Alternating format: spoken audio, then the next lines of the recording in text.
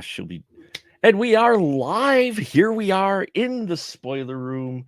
Thank you, everyone, for venturing down the stairs, pulling up a chair, and joining us as we talk movie spoilers. It is a new month. Happy May Day. It is May, which, that means that it's outdoor fucking season, according to John Colton.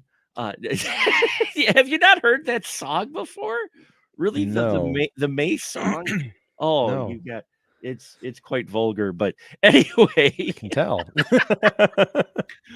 But tonight, yes, folks, we are kicking off our theme for May, which is skin flicks, but not those type of skin flicks. Get your mind out of the gutter or put it in the gutter. I don't care. But speaking of the gutter, look who's with me tonight in the gutter.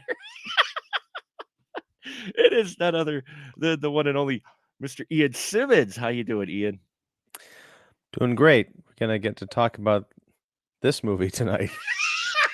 The month is off to a wonderful start, Mark. Thank you. The Reflecting. Yes, we are talking the Reflecting Skin from 1990, starring a number of people, including Viggo Mortensen shows up. And we will be joined by Cara soon. She will be joining us.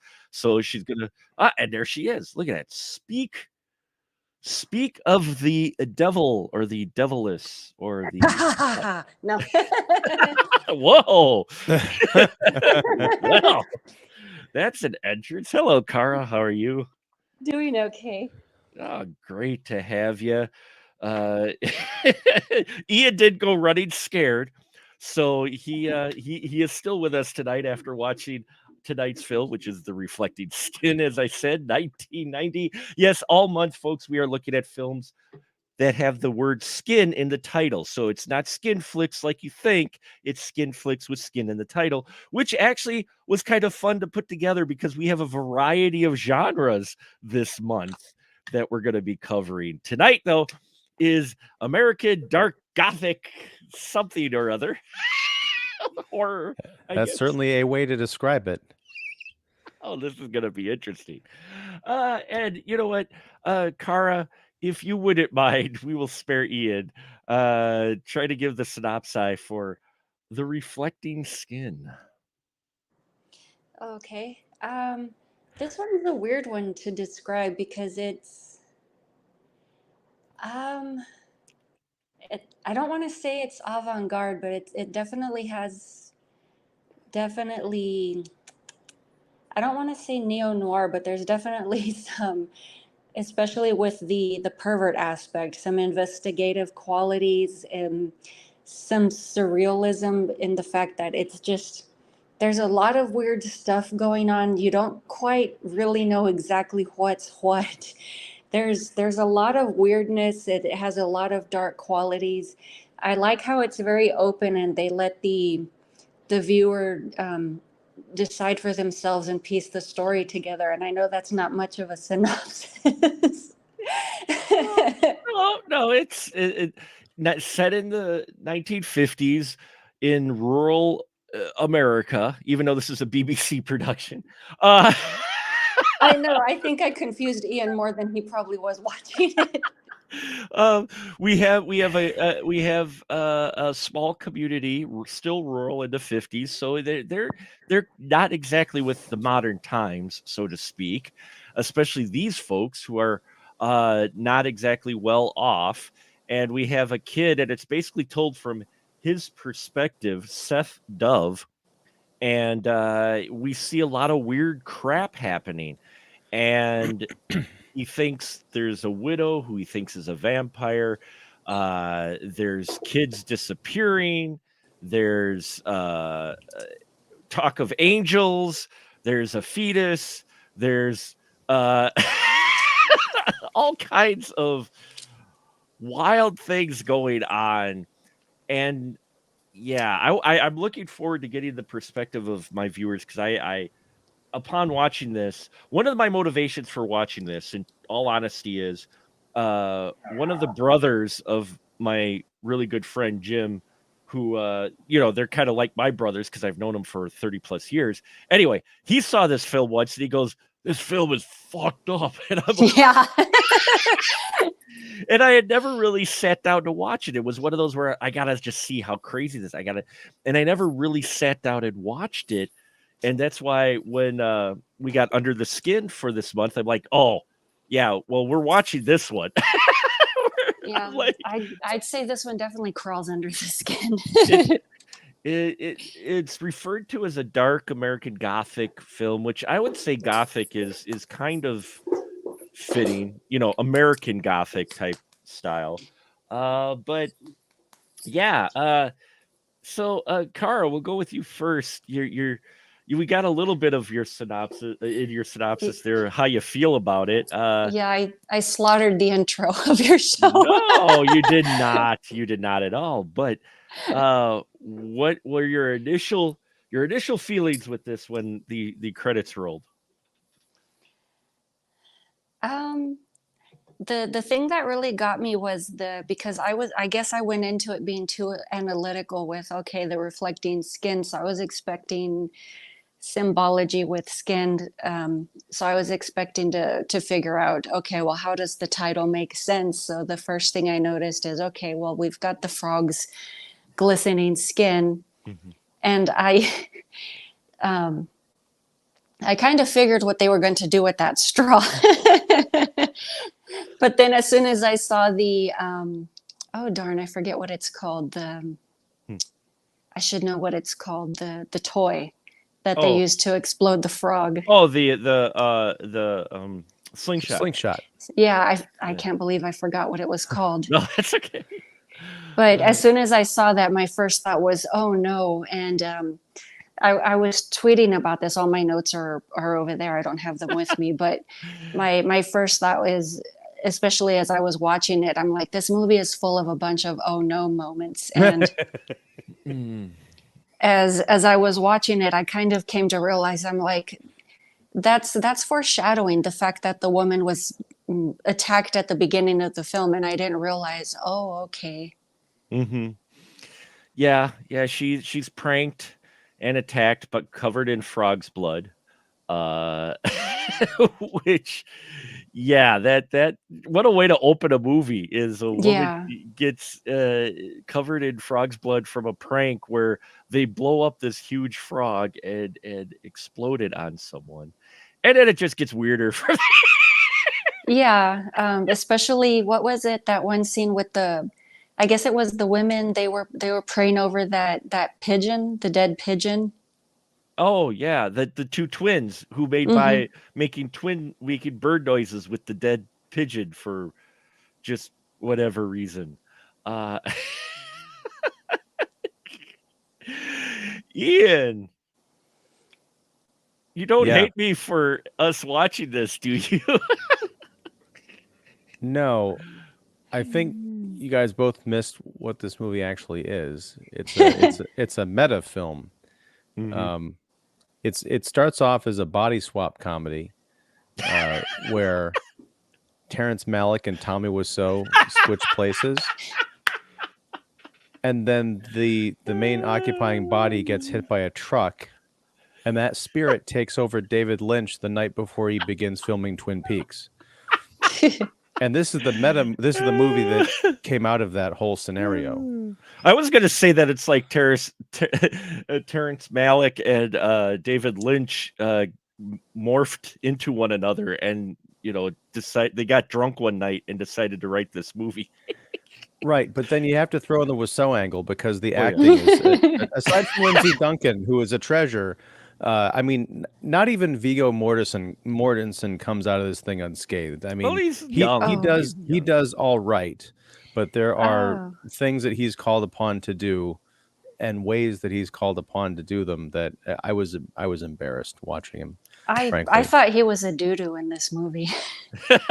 A doo-doo? Oh, like performance-wise or character-wise? His character. I mean, he was the main reason I was curious about this, and then I saw the trailer and I was like, oh, I have to check this out. And then I didn't like his character. I'm like, you know what? You're not a very good person. I don't like you, sir. I don't either, but it's so confusing because I don't know who his character really is, because he shows up like halfway through the movie. he's talked about as like the soldier who's away at the, I guess it would have been the Korean War at this Oh, point. he's his brother. Yeah. Right, but what I'm saying is like the main kid, Seth, the little boy, is stuck at home with these two, parents. Mom is like a real, taskmaster. Dad is kind of like he runs the gas station slash garage that's kind of on their property, and he's sort of aloof, likes reading his vampire adventure magazines, I guess. So the kid is always talking about like looking up to his older brother, who's going to be coming home from the war soon. So it's like this anticipating thing, like, well, big hero's going to come. And then what happens to the dad. So it's really important that the brother shows up. Yeah. But then when Cam, Viggo Mortensen's character, shows up, he is kind of like supportive and nurturing. But very quickly, and I guess that's maybe one of the themes of the movie, is he encounters this Dolphin Blue, which is Lindsay Duncan's character's name, and I guess she bewitches him, and then he becomes a real jerk and starts attacking his brother, and all hell kind of breaks loose. I guess that's supposed to be like she corrupted him or something, but there's not enough time between like, hey, this is this strange lady in town, to I love her, slap, no. Yeah, I mean, it's complex. There's a lot of layers to it. I mean, everybody has their own mental weight that they're carrying.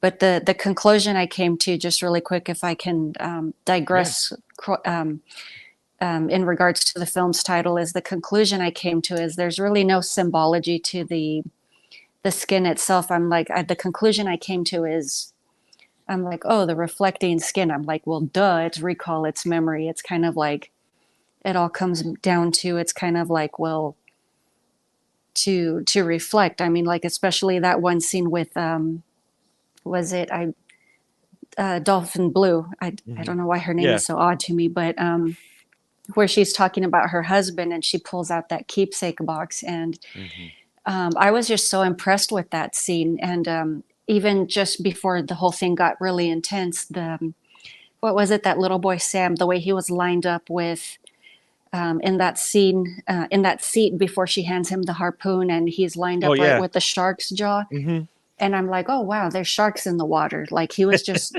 perfect right there. And then she just gets really weird and she just freaks out. Like, and then she kind of seems to support the whole vampires thing. She's like, I'm 300 years old, but she really just means, like, I'm weighed down with, like, my grief and all that my baggage I've been carrying. And I think that was like a bottle of alcohol. Like, that's his scent. Well, it was his cologne. Yeah, it was his cologne. Oh, okay. Is what it was. It was his cologne. If you it's hard to kind of read the label, but it was his cologne. Oh, okay. I got confused because I know he got punished later on because his mom said, "Oh, well, you were dipping into something. You're going to drink all this water now." Oh, yeah. She made him drink the water because he was still up. Oh, okay. He was up. She told him to go to bed. He wouldn't go to bed because he thinks that Dolphin Blue is a vampire. Yeah. So he modifies his slingshot into a cross. And his mom tells him to go to sleep, turns off the light. He turns back on the light. She says, you're going to get the water. And so his punishment is that he is made to drink an entire pitcher of water. So that he stays up all night peeing instead. Yeah. Well, fortunately, there was a neighbor who came by. It was Aben's dad, and Seth sits on Aben's dad's lap and lets go of all the water. So, well, he's getting squeezed handy because Aben is lost, and Joshua, played by David Longworth, Joshua is worried about it, and they don't believe that Seth doesn't know where Eben is. Mark, quick correction. That was not the actor's name. That was Nicolas Cage. Method acting was Emo Phillips. It could have been. I think you had way more fun with this. I was caught up on being analytical. Like, I want this movie to make sense so badly. Well, I took a different tack because I'm watching it. It's poorly acted. It's pretentious as all get out. I mean, look, the trailer for this damn thing. What was the guy's name? The director, Ridley something. Um, Philip Ridley. Philip. yeah. Okay, the trailer, and we'll talk about that later, I guess. But it opens up with "From the visionary mind of Philip Ridley," and then later on in the trailer it says it's like a quote from one of the newspaper critics. It says, "A stunning feature debut by Philip Ridley." I'm like, you cannot be a visionary filmmaker on your first movie. That's not how that works. Well, he And didn't. that, but put it the totally trailer makes sense together. watching the movie. He didn't put the trailer together though, so you can't blame him for that. No, I And, like- can't, No, but I he- could see that this would be, if Philip Ridley made the trailer for this movie, that is exactly what he would put in the trailer for this film. And Well, he like made- if you're like the third generation removed, like bastard nephew of Jodorowsky or Well, Von Trier, then maybe. well, the only way I could think of them justifying it is he wrote The Craze just before he made this, and he made 2 short films that may have been critically, they're short films, so no one ever. Oh wait, pays this is attention the to Philip those, Ridley of The so- Craze? Yeah. I have no idea what that is. Anyway, I have no idea who this guy is uh, either. Anyway, But it's apparently a cult Um, film, and I've never heard of it. well, like I said, I was curious about it and only had really heard about it because of my friend's brother and me watching. I watched it. I enjoyed this film. Well, let's talk about it, because Jesus Christ. I like bizarre films. Okay, I really enjoyed Beau is Afraid too. Okay, I'm gonna go out there, but I think maybe it just because looking at it, at first I was taken aback by some of the things going on. I'm like, okay, but then kind of the telltale is the cover of the vampire magazine looks exactly like the widow and the field and the Yeah. house and everything. So, and you're right, Kara, with the whole box thing and her mentioning how she's 200 years old. The whole film's being told from the perspective of the little kid. Mhm. This is how he's seeing the entire world. So this bizarre shit, some of it may not be happening, and some of it is happening, and some of it's true, and some of it is perceived, I think, through his eyes of what's actually going on.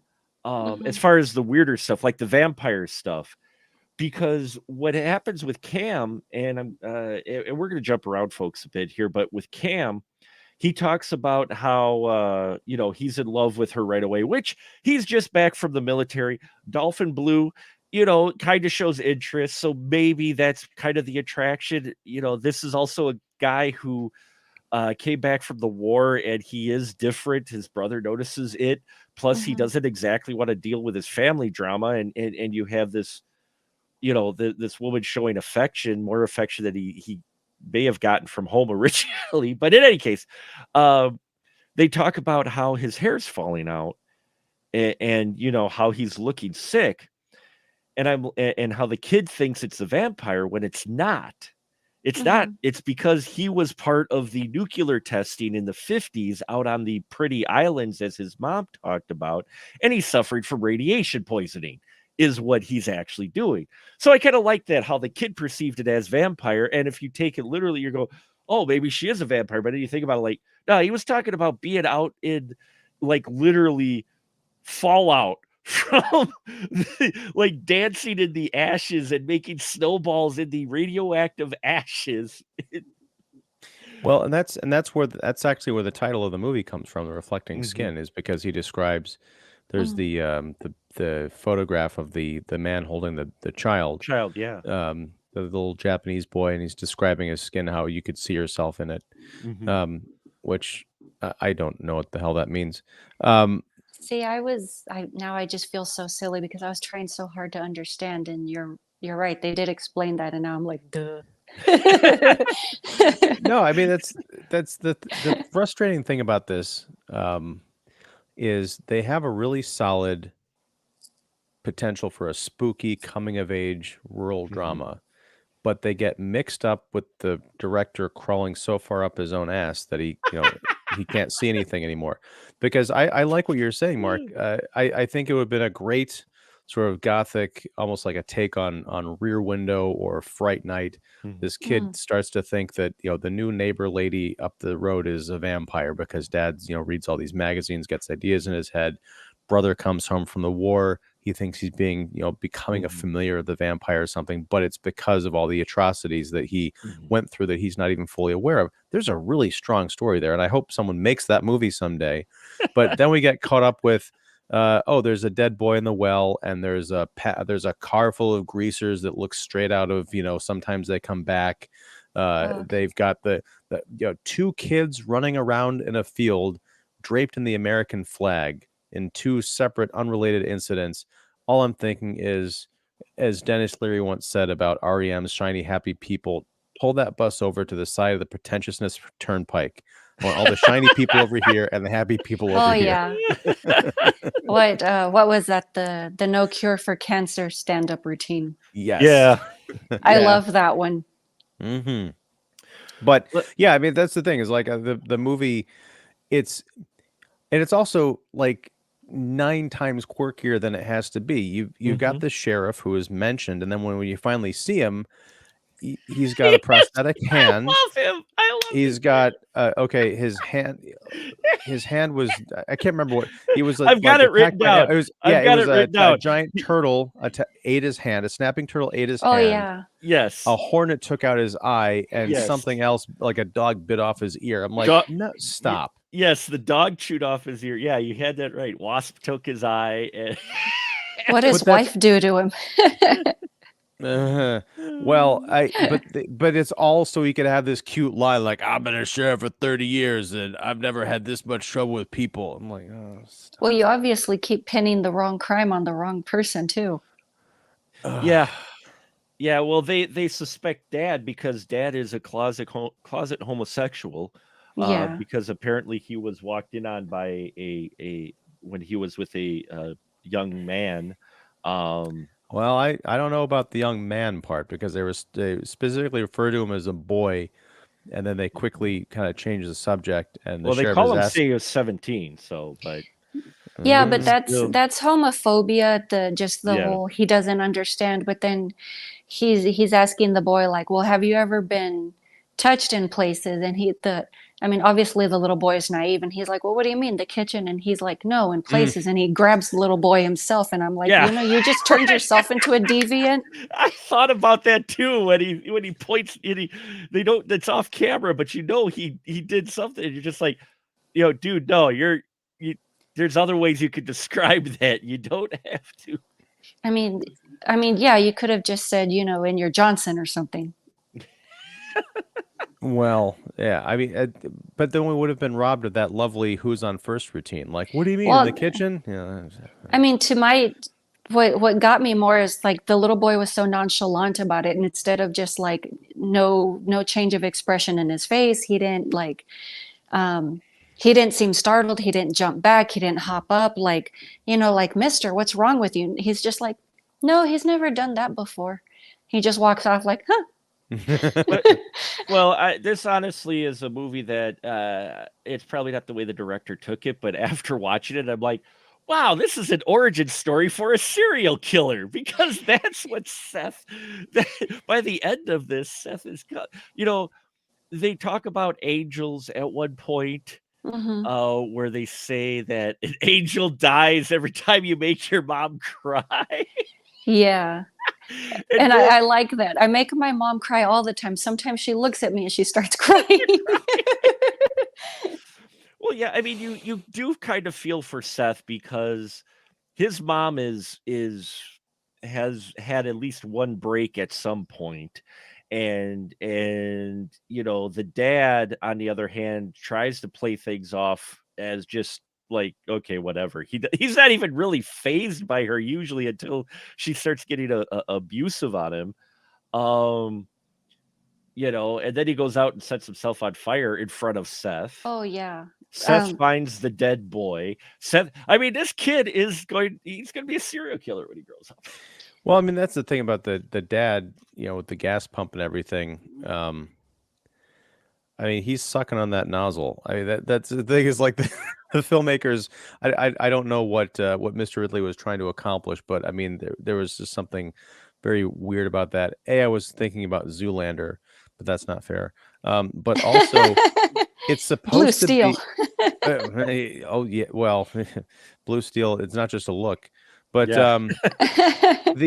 the thing is like it's just so much bad comedy in this movie because the dad like he drenches himself in gasoline at the pump and then he's trying to like get the matches to start and it's not until his kid says "Pa," and then he like looks up as if like he Yeah. was in mid strike and he was like you could see that flash behind his eyes like oh I shouldn't be doing this in front of my whoops. Yeah.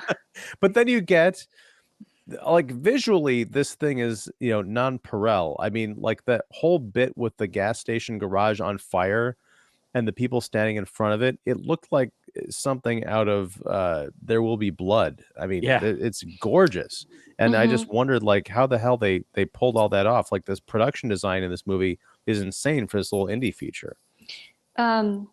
Well, you reminded me. I love the cinematography and even Mhm. the color palette. It seems to, it's very well thought out. It seems to really complement the emotional tone.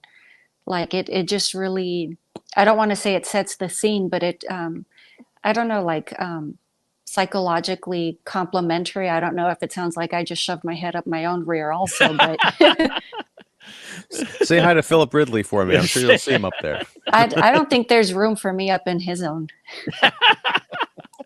No, it is. He's making it. It is the artistic angle, but like for me, I like the oddness, but it totally is a pretentious. Like I'm making some art here and some representation, but cinematography wise, visually, Yeah, I think it's beautiful. for what this film is, you get those sweeping shots of the wheat fields and that, and even the way how he framed a couple of shots similar to the vampire book, but the way he shot I mean, yeah, cinematography wise, you're just like, this film is crazy good. It should not look this good for what it is, as Mhm. far as the camera angles and what they do with it, and you know even Yeah. when you're in the house, scenes, the rooms seem far bigger than they should be. Uh, Well, yeah, I mean, like, especially I like the mischievousness. They walk into that beautiful bedroom and they're like, let's destroy it. And then the, what is it? I forget, did they fall asleep and the woman discovers them, or they're walking downstairs and they walk in on the woman in a No, They private walk in on her moment? masturbating furiously in they're a chair. they're laying in the bed, and he's actually like waving the flower in front of his friend's nose, and it's a bit of an affectionate scene almost, Mhm. and then while they're just sitting there, yeah, then they hear her come in, but she doesn't come upstairs, and then they go She comes downstairs, downstairs. and she comes down, well, starts to, yeah. Well, they Uh, go downstairs and she's coming. yeah, and Mhm. that's right, yeah. And then I know that was vulgar. have you You're right listened at to this home, yeah. show? It's not at all. You know, and yeah, the boys watch for most of it, the discovery of a Well, they woman, and they didn't know what was going on. I think they were just kind of trying to figure out what's wrong with her. I'm like, give it a few yeah. years, buddy. Yeah. Well, she's kind of I mean, it's very odd because she's almost like psychologically distressed while she's doing her business. Because I mean, from their point of view, she could have looked like she was like moaning, like grieving or wailing. It's Well, it's She, it's an she odd might it's an have odd way to been. play it. Yeah. and it's played off like that because again, the whole film I think is supposed to be taken through the perception of the young boy from start to finish. It's Hmm. his perception, so your reality is skewed by him. So, how things actually are and what we see is, and again, this is being pretentious. I get it. I totally get it, but it's totally supposed to be from his view, because almost every scene we see, he's there. He's there. I don't think there's really anything we see to where he's not within earshot of what's going on, or he's involved directly. Um, And I get that, but again, this Ridley is inconsistent with what kind of movie he's trying to make and right. whose point of Mhm. view we're actually getting. Because, if you want to establish that this kid has some like mental problems because of his home life, that's one thing. But there's these Mhm. other alien situations, like where he finds the fetus in the, wrapped up in that like paper mache egg in the barn or wherever it's from. When we first see it, it looks, I couldn't tell if it's just like the low budget indie special effects and that's supposed to be an actual fetus because there's maggots crawling on it. Yeah, So you get the feeling, oh, it was a stillborn. I mean, it's a giant baby. I mean, it looked like it was almost ready to come out, right. but he finds it, and then we see it. It keeps popping up. He's got it in bed and all that stuff. There's no signs of decay. He's not like Mhm. repulsed by the smell or whatever. I'm like, I Mhm. don't know, like what's real and what's not. And it's not in that kind of like, oh, I wonder what this all means. It's just like, just get to the, what are you trying to say? Get to the point so it can be done. It's his angel, it's his friend because he's lost Yeah. all his other friends, This just kid about. is thick. He's thicker than the walls of the garage that burned down. I mean, like, there's no way this kid is Oh, that dumb. oh, I'm gonna go even. Well, Oh, go ahead. he's consoling himself, but to me it Right. strikes me more like the way he shows it affection. It's become kind of a pet. Well, he calls it Eben. He thinks it's the angel of his dead buddy that he saw in his water well, which, I mean, come on, that is a traumatic experience. The place Yeah. where you get your water from has your dead friend floating in there. Well, Um, not just that. I mean, I believe if I remember the sequence of events prior to that, he saw his father light himself. So it's he's seen a lot, and I'm surprised the kid. I mean, I if I remember well, correctly, no, they don't the have No, psychiatry yet. No. no, the fire comes out afterwards Oh, okay. because that starts the whole conversation because Eben is missing, and then the another deputy shows up and right. accuses the dad of being, because he had, and this is why I'm saying that kid, they mentioned 17, but I don't think Yeah, that's what they were talking about because they specifically say, yeah, he's I know. accusing him of doing that Yeah. to a little boy in a barn. Yeah, but that's funny to me. Like that cop's fixated on perverts, and then he goes and molests the guy's son. Oh, the sheriff, yeah, he points, but he Yeah. doesn't see it as that because he's just giving an example. It's Right, but not. I mean Yeah. Yeah, but that I'm gonna give you an example, but let's go into this shed over here. well, Ridley is I mean, this is another so much about this movie drives me crazy because like everybody in this movie to some degree is sexually repressed, and I get it, Mhm. right? It's the But there's a 50s. difference. Yeah. No, but you can't just say it was the 50s because that implies that everybody before the 1970s or 80s and the Age of Enlightenment was, had all these hang-ups and everything was terrible up until, we were around. You need to have some balance. Otherwise, it just becomes a Yeah. soapbox because everybody in this movie, every man pretty much is some kind of a sexual deviant. I mean, you've got Mhm. the greasers in the car when Mm-hmm. the one guy pulls up and first meets Seth. You're thinking, Mm-hmm. oh, here's a bunch of tough kids. They're probably up to no good. But the guy driving the car like starts putting his finger like Yeah. almost like Frank and Julia and Hellraiser around the kid's mouth. I'm like, what are you doing here? And then you got the Yeah. father, you got the sheriff. Like, I understand. I get it. Okay, fine. Stop. Yeah, no, I get it. He's caressing him. He's like totally making a pass at that kid. Like Well, yeah, well, I forget the line, like, do you look forward to seeing me again or something? he says, "We look forward to seeing you again soon." Oh, okay. Oh, he asks, "Would you like to see us again?" And I think the kid, he kinda shakes no, and he goes, "Well, we'll see you soon," and that's when he touches the lips, um, and then Mm-hmm. they drive off. And they And that snatch up that other kid on the side of the road. and that's the thing is these guys are the ones actually going around and killing kids. They killed Eben, we didn't see him pick him up. We do see him later after Cam shows up, Mm-hmm. and Eben, uh, he because the way the events unfold is Seth is worried that Dolphin is a vampire and going to kill his brother. His brother's actually suffering from radioactive poisoning. His brother runs off because he's going to live with Dolphin. He says he doesn't want to stay at home because mom's crazy anyway, and I can't deal with this. So he's going to go to Dolphin to her embrace. They tell the whole, thing.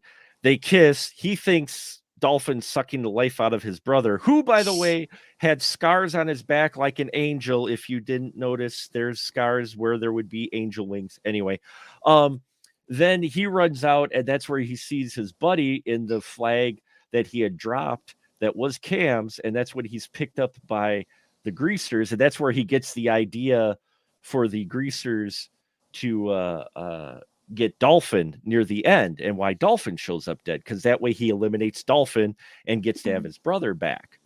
But that's the irony. It's the only time she finally shows that she's out of mourning. She finally wears white, and then other people have to go in mourning for her. Right. Do they though? I mean, like, who's mourning Dolphin blue? It's funny. The little boy that accuses her of being a vampire he's just like, I can't take it anymore. It's so dramatic. Oh, at the very, very end, you mean? Yeah.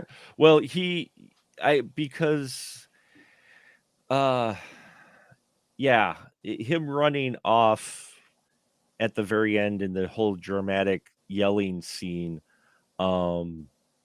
I don't think it's her dying. It was seeing Cam reject him over the Dolphin. And so that was the kid's final straw, because Cam was his last line of love. He wasn't getting it from Mom, especially after his dad set himself on fire. I mean, he saw his dad set himself on fire. Okay, you lose that. Mom wants Cam. She doesn't give it. She's been treating Seth like shit for most of the movie, in all honesty. So he doesn't got a lot of affection there. He's waiting for Cam to come back. Cam comes back. That's his bro. He's ready until he meets Dolphin, and then he's losing his brother. And so when he sees his brother all upset over Dolphin versus him and kind of pushes him away once already and again, that was the kid's final straw, because he's lost all his friends now, and he's lost his brother, so he really has nothing now. And I think that's what the whole point of him running out and screaming is, that he was trying to hold on, but he's got nothing now. Absolutely. Well, the thing is, and I'm sorry, I didn't mean to interrupt. No, go ahead, by the way. Especially the everyone in the movie, they're all hanging on by a thin thread. I mean, it didn't really take much to push anybody over. No, not really. You get that impression that any one of these people, I mean, the mom, you have the mothers blaming Seth for the death of the kids, of his buddies, both parents. Joshua blames Seth. And then Seth's other buddy, who they found dead in the American flag, that kid's mom blamed Seth. Yeah. Oh, and what was it? She kept making him repeat sin, or was it sin or sinner? Yeah. Sinner, that he's a sinner. Yeah. So, you've got religion angle in there, a fanaticism there, of where she says it's because of his sin that he's a sinner. So it makes him admit that, and it's just, this kid by the end of this has been acting emotionally cold, because he keeps losing these connections. And then, at the end, it's his breaking point. So, that's why I always, after watching this, I just said that this is the origin story of some serial killer. I'd love to see like a movie later on based off of this character, to where he's the serial killer, because he goes through so much crap and sees so much weird stuff that, no one would blame him for being. Well, yeah, maybe he skins his victims in front of a mirror, and it becomes the reflecting skin. There you go. See? Oh, total manhunter. He puts mirrors in their eyes. There you go. This is the precursor to Buffalo Bill. No, just anyway. No. Well, the ages would be about right. Yeah. It would kind of, actually. It's kind of, yeah. It's just, it is one of those things to where I think you're right, Ian. There's almost, the director's trying to be too, pardon the term, artsy fartsy with it when he doesn't necessarily have to be with some of this stuff. Because Yeah, I mean, if you take this definitely feels like, and I don't know what else he's done since then, if anything, not a whole lot, but it feels like, okay, kid, you're gonna have your one shot to make a movie. He's like, great, I'm gonna put everything I've ever wanted to make in a movie into this one movie because I'm never gonna get another chance.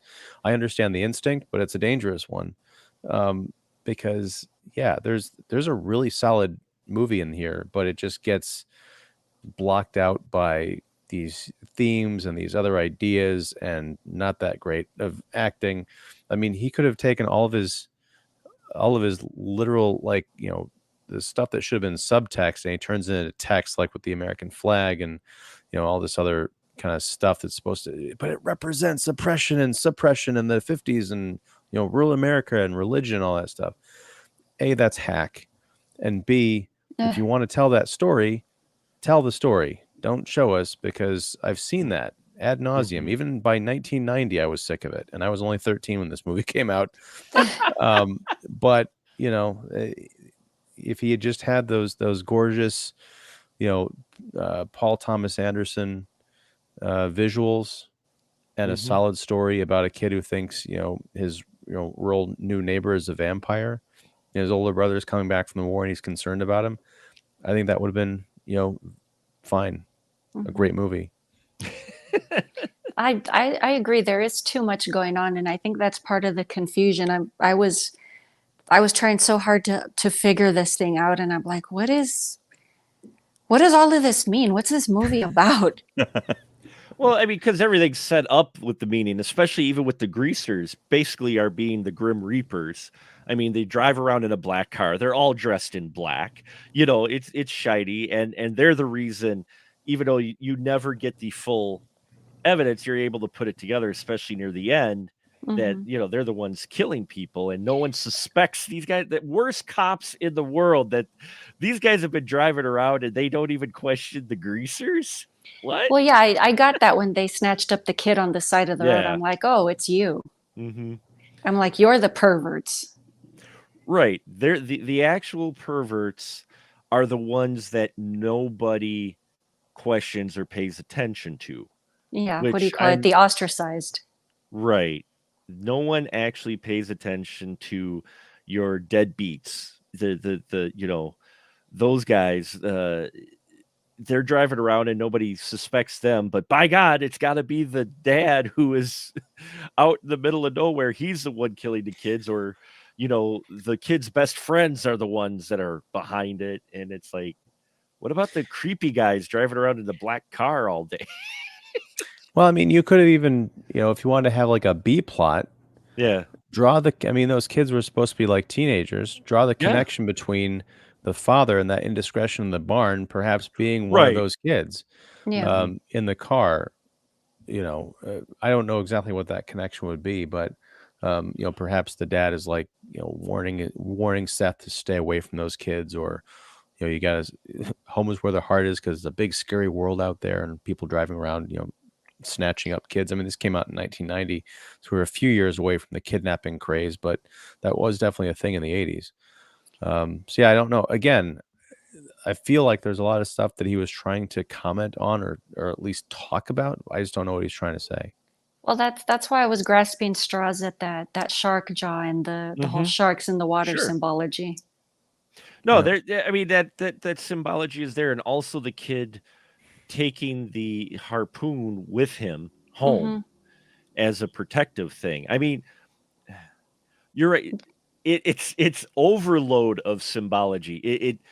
It's an example of, and again, don't get me wrong, I enjoyed it for its quirkiness and a lot of the stuff that you read into it, but I also fully acknowledge this film tries to do, it's so much metaphor and symbology and commentary to where it's almost too not either subtle or too much for its own good, to where all of these things overlap one another, to where he's trying to be so subtle with it yet not, and you end up not accomplishing what he wants to at the end with his commentary and how things are connected, because everything gets diluted because you have all of these things on top of each other and going on.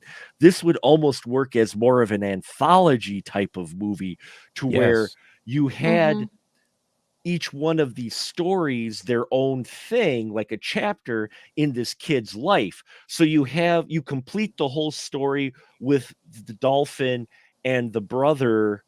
That could be like your final story up until that point. You could do these little like vignette type things to where you just have that storyline going on from the kid's perspective, and then you Mhm. move on to the next chapter. You know, that I think would make it more coherent, or at least whatever your goal is for this film to be a little bit more evident. I don't need my handheld. I've always said I don't mind not having my handheld, but there's also a point of not having your handheld and being pushed out into the middle of the ocean with no oars and no life preserver and no sail, sitting there floating going, yeah, okay. You know what I'm saying? Oh yeah. Yeah, I can't tell what kind of filmmaker this guy is based on this movie, aside from, visual craftsman. And I don't know who the DP on this was, but they did some really wonderful work together. I don't know. Okay, this goes along with your pretentious synopsis slash deduction for both of you. There's only one bit of trivia. No, I'm not saying this in a bad way. One bit of trivia for this film. Apparently, director Philip Ridley stated that he hand painted all the wheat yellow because he preferred the look of it. Oh.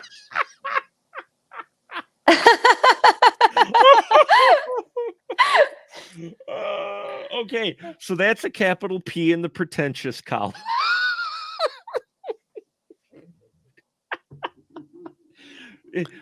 Could you see his cinematographer going, Phil, it's called color correction. Right. We can do it in post. No, I need it this yellow. No, we can do it. I need it this yellow. Mark, my brain just experienced the blue screen of death, and now I'm back. Wow. Oh Lordy. I'm like, okay, then how did he get this guy to be that shade of Blue? cornstarch Or blue? cornstarch blue, He yeah. painted that too, by God. Oh man. He was spraying a air sprayer in the air above the camera, going, okay, let's shoot. It's still blue. And that's what made Viggo Mortensen's hair really fall out. Oh man. It's funny seeing Viggo in this though, because he's so young. Yeah. I mean, Well, what I'm caught up on is they dyed your hair black. yeah, like he's like Beatles black hair. Yeah. It's just amazing to think that, was it like he's only 10 years removed from being Aragorn? Well, that's what I'm like. I'm looking at him going, wait, this guy 10 years later would do Aragorn, and he, not too much later do these other roles where he just looks like he's had a rough life. I mean, No, to me, he's always going to be Lucifer in the prophecy. there you go. Yeah. Oh, that's right. Well, that was Yeah, he was. 96, right? That was Yeah. 96 only. I think so, yeah. Yeah. And then what was he? He was in one of those Texas Massacre sequels, right? Who? Was Oh, Viggo? Didn't he do something? Yeah, I no, thought- he was in 3. Was 'Cause- he? Yeah. No, or Next Generation. One of the That two. was Matthew McConaughey. Matthew McConaughey was the one, but he was in Because this was right around that same time, I think, right? he was in I think Was we're that the thinking one that filmed in California? The only one that wasn't filmed in Texas? I'm trying to remember now. Leatherface, Texas Chainsaw Massacre 3. Yeah, see, that was Texas released Chainsaw Massacre January 3. 12th, 1990. So Texas think that Chainsaw was- Massacre 3. Yeah. Yeah, I think that was the one. The only Yeah, one that filmed was in the one that was California. not filmed in Texas, yeah. Yeah, we talked Which- about that one, right? A few And we years did ago, I talk think. about we talked about that one a couple of years ago, the Saws Family Month we did, where we where we looked all those and we did the special episode on Texas Chainsaw: The Next Generation with Academy Award winning Matthew McConaughey and Renee Zellweger. Renee Zellweger. Yeah. they all gotta start somewhere. That movie is so bad it's fun though. It was so bad it's fun, and I enjoyed that one a lot more the second time around I watched it, because the first time I watched it I was 20 years younger or whatever, or I watched it when it came right out on video, watched it go, what the frack is this? Texas Chainsaw: The Next Generation. What the hell is this movie? Didn't understand it. Understand it a little better now. But yeah, it is especially at the end when what's his name shows up with all the piercings. You're just like, wait, what the Yeah. I'm like, you look so boring, but then there's all of this, like, there's a rave going on under there. Yeah, there is. There is no rave going on in the reflecting skin, though. Unfortunately, when people say, "Oh, that's an art house pick," and they say it in a negative context, No, that stuff is on acid. the reflecting skin might fall into that category. Lindsay Duncan is, as Dolphin Blue, probably the highlight as far as acting goes with this. All the other characters I think are just too over the top or exaggerated or whatever to really, their acting is not nearly as solid. Hers is great. I would have loved to see more about her character. You're right. I mean, having the kid focused on whether or not she was a vampire or not, I think right there is a solid 90-minute movie you could get out of there, especially with Cam coming home and everything. Maybe have the Greaser boys, but Seth never actually meets them. We just see them at various times throughout the film that you could, piece together later on. But the other stuff, all the other stuff in between that, baby fetus as Eben and all of that, that's just, yeah. And the fact he painted the wheat, there you go. Oh gosh. There you go, folks. I can imagine somebody sneaking out there to relieve themselves and walking out yellow. Yeah. Or there's this one slash where the wheat is miscolored. They go out to film it the next day. Like, who's been pissing in my wheat? The one thing I am grateful that this movie does have some spectacular dialogue, delivered terribly, but some of my favorites. Sheriff Tucker says it's a short leap from kissing to killing. Yeah. I'll agree with that. Yeah. You should have seen him, Cam. He exploded. His skin went all funny. I think your paw's still out there dripping gasoline and killing children. Yeah. And my favorite, delivered by our Nicolas Cage Emo Phillips clone, I dreamt that I was sleeping with my goat, and I liked it. Yeah. I remember that. And I believed him. Yeah, you believed him too. That was like, yeah, you're right. Yeah, it's a quirky film. It's an odd film. I'm happy I watched it. I can see why my friend said, "What the hell?" Because this is one of those what the hell movies. And even over the course of this episode, we've dissected what probably things actually mean. It is, as you put it, Kara, a bit grasping at straws, because films like this, even Beau is Afraid, had some anchors. They're very loose anchors that the boat still moved along, but you have a few like little bits of anchor to bring you down to where you go, okay, that's this, or this happened, this weird shit happened in the beginning, because now we're near the end, and now we get the explanation, or at least some thing that we can posit a feasible theory on. In this one, it's really hard to do of what the actual point of all of it was, outside of, as I say, this is the origin story of Buffalo Bill, of John Wayne Gacy, of, if it wasn't set in the 50s, I'd say Norman Bates, but Norman Ed Bates Gein. and Ed Gein's already around eating people and dancing in the moonlight in female skins, and Norman is out there killing people in his hotel already in the 50s, so it can't be that kid. But this is like, the next. He's not good enough. Mark, you just made me think of something. John Wayne Gacy. Imagine if they were to do a remake of The Searchers, the John Wayne movie. Yes. Except it's about John Wayne Gacy, and they're digging up his yard. Like, oh my God. No, The Searchers, starring John Wayne Gacy.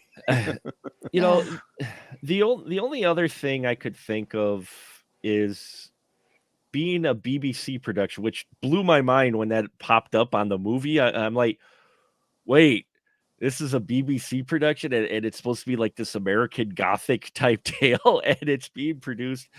Is that it is also possibly him making a commentary on the US, because he I'm not sure where he's from, but with it being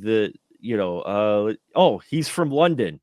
So there you go. That explains the entire movie. So this very well could be an art house satirical, emotional look at how the American dream is perceived. How it's not a dream.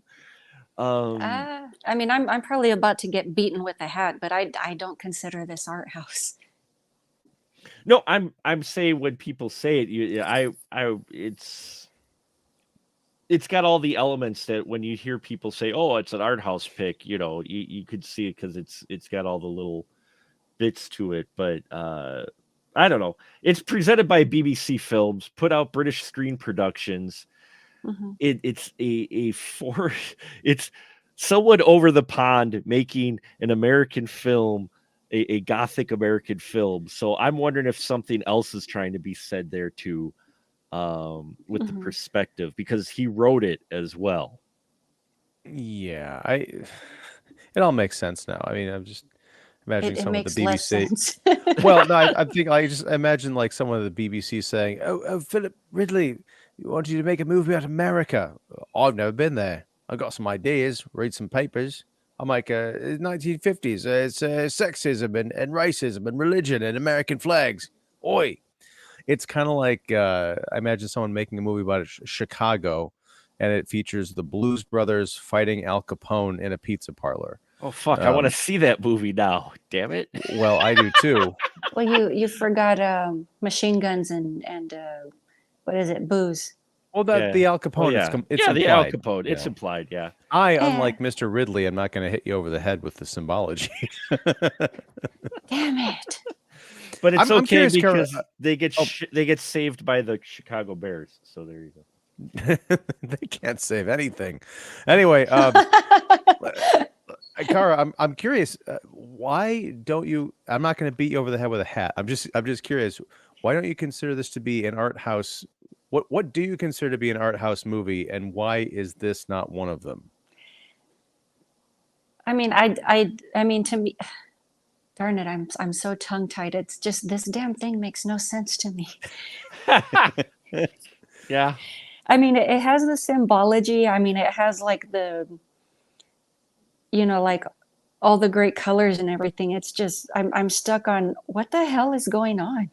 And I know that's usually the stuff that a person who doesn't, habitually watch this type of stuff would say, but I'm like, I'm used to watching this type of film, and I'm kind of like, I feel like a first timer, and I'm like, nah, hand me the Cheetos.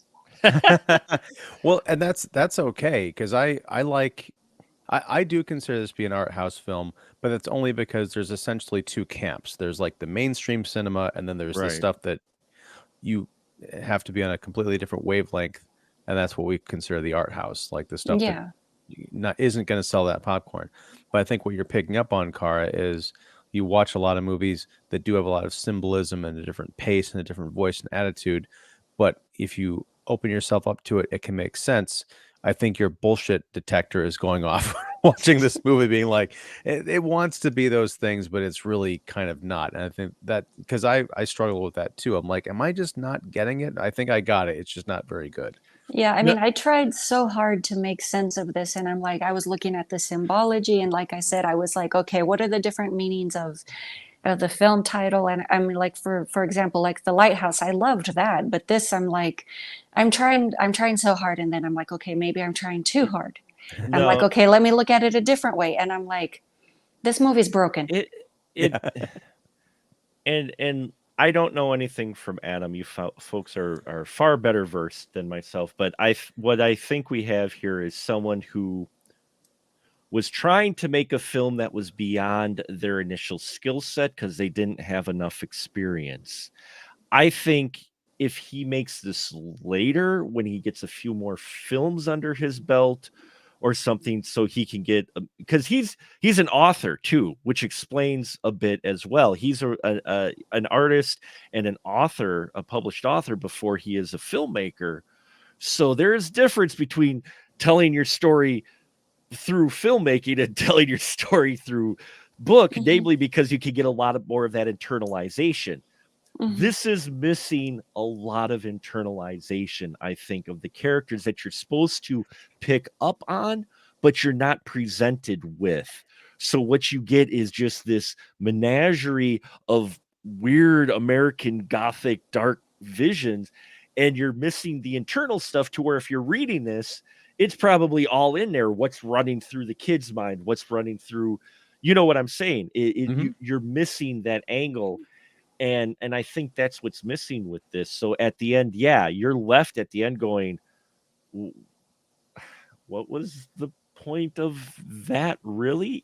You know? Yeah, I mean, I can appreciate that it was left open-ended enough to where you can make your own opinion and say, okay, well, I think this is this and that is that, but I think there's just too much going on. Right. And I agree with you. Like it feels like several different stories. If it was treated as several interconnected stories, it would make more sense. It would flow better. Mm-hmm.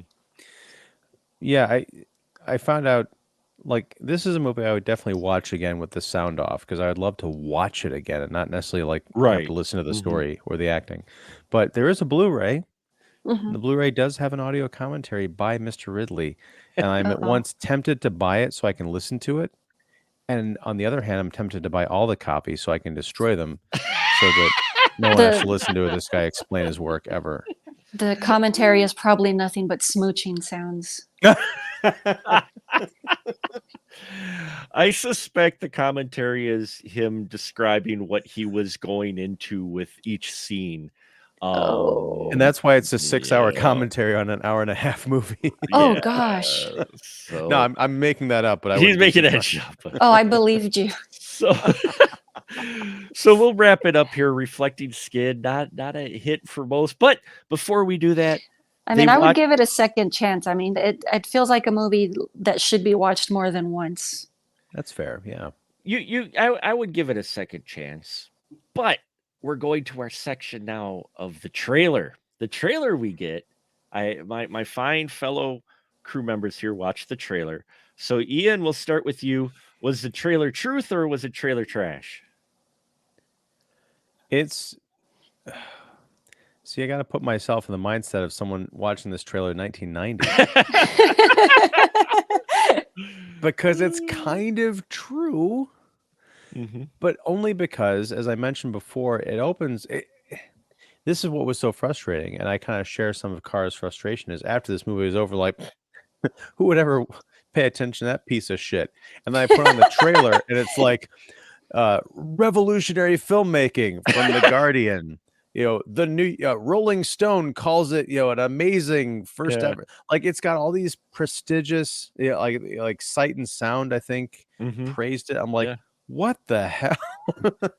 But you know, watching it, all of the stuff that's in the trailer is in the movie, but they leave out a lot of the weird stuff. They Mhm. did include the dad like dousing himself in gasoline Right. and like sucking on the nozzle, which I thought was kind of strange because I'm like, A, that should be a surprise that's left for the film. B, it does kind of undercut the kind of like the weird, like tense, eerie Mhm. feel of the trailer. So it is, Yeah. as I keep saying, it is, trash and truth, I guess. What about you, Kara? I would go with trash. Like it leads you to go in thinking you're going to watch an entirely different movie. Yeah. Mhm. Like I watched it 3 times. I'm not going to lie, like not in a row. Yeah. But initially I watched it thinking, obviously before I signed on for this, I watched it thinking, oh well, this is going to be a very dark film. Like I thought, oh, this is going to be like some very dark, Right. psychotic, like maybe some crazy Lars von Trier type thing. And yeah, I was thinking, yeah, that woman's probably some supernatural thing, and this little boy is probably like nuts. And there's all this crazy stuff going on, and this looks really interesting. It looks like something I would totally watch, and it still is. I enjoyed it, but it was entirely different from what I expected. Mhm. Yeah, and I'll say the trailer was trash, but mad props to who edited it because they made it feel like a more mainstream dark film than Yes. what you actually get. The trailer, especially with the quotes in that, if I watched that in the 90s, I'm like, oh, that looks like, kind of home on the range type of, gothic dark film. Okay. It doesn't even scratch the surface of how bizarre it is. And the warning should be when you get a quote from someone who says it was a dark classic. It was a dark film destined to be a cult classic. No. Okay, okay, folks, cult classics, the true cult classics, are ones that bombed at the box office that barely anybody knew about, that are rediscovered later and have a huge popular fan. Okay, Rocky Horror Picture Show is a cult classic. Okay, Mm. Reflecting Skin, there aren't people having conventions and watching these at midnight showings, throwing toast at the screen, though you'd throw gasoline at the screen, maybe. Well, reflecting I'd be skin is not tempted. a disco ball. No, no, it's not. But You bring up a good point there, Mark. Like, given that cult classics are usually bombs that are rediscovered later, it's kind of strange that anyone would want to put that quote in their trailer. Like, this movie's gonna tank.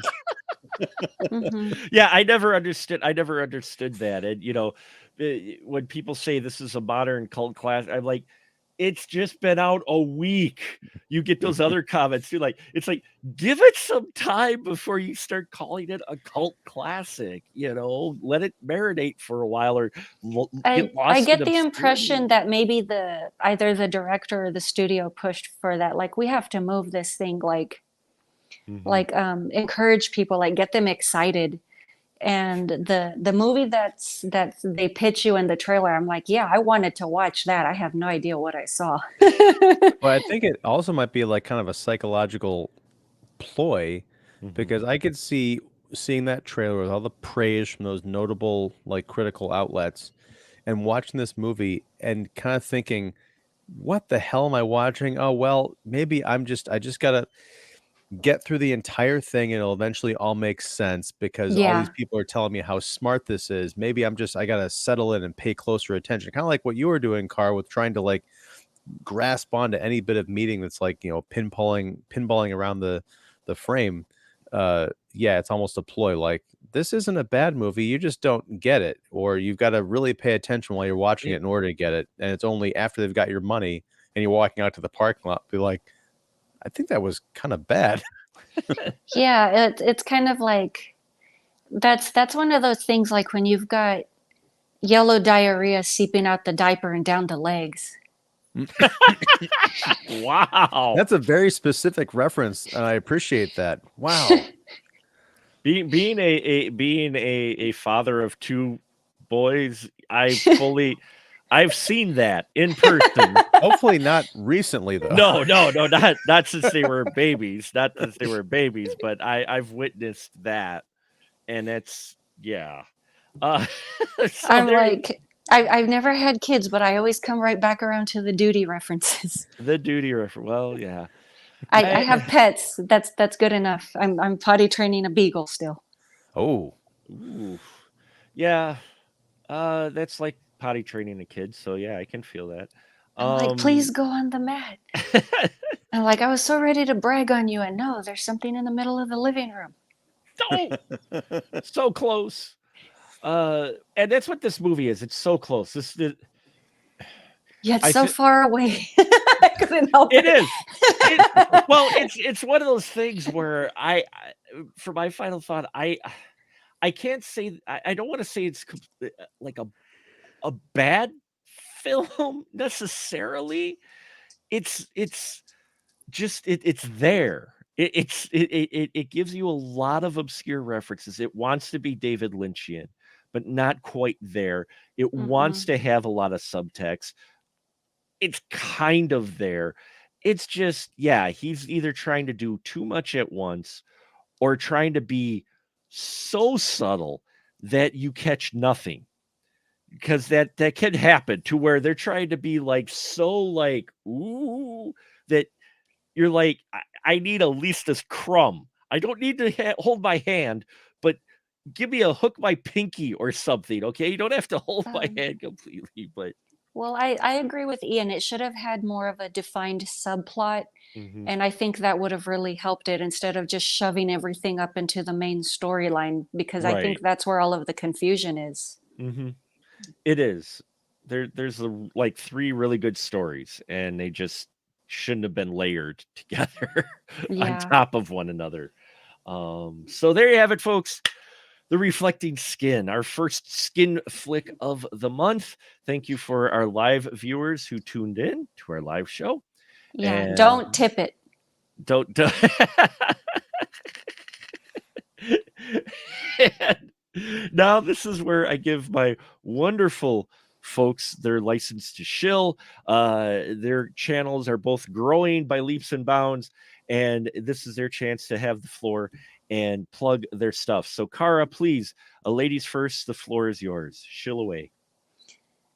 So I don't have any current stuff. I'm still working on vlogs, but you can catch me on Saturdays. I'm around at 2 o'clock Central Time. I believe that's 3 o'clock Eastern, but I'm doing weekend live streams, usually just casual topics.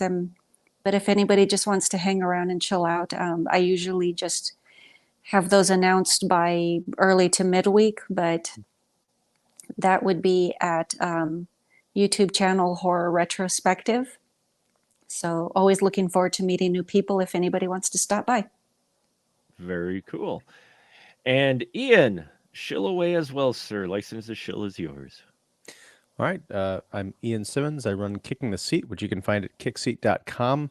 I'm mostly on YouTube, though, so you can look up Kicking the Seat on YouTube. I do live streams and reviews and interviews and all that stuff. This Thursday, I'm going to be doing a live stream. It's Star Wars Day. We're not talking about a Star Wars movie, but we are talking about a movie involving a character named Luke, and that's Cool Hand Luke from 1967. So I'll be doing that live at 8 o'clock Central, so that should be fun. I'd never seen the movie until the other night, and Ooh. I'm excited to talk about it. So that's my spiel. That surprises me. You haven't seen I love that one. Cool Hand Luke's fun. Stretch out that little old belly. Yeah. What we have here, son, is a failure to communicate. Yeah. I love, watching it because I'd never seen it, and I was happy to check it off my list. But it's so big in pop culture, or at least it was, like with that line and the eggs and all that stuff. To finally have that context, and like this movie is so much cooler than I ever imagined. So yeah, it's good. It'll be fun to talk about. It is fun. It's a lot of fun. It's just like when I sat my kids down and we watched the first Predator. They're like, "So this is where all those memes come from."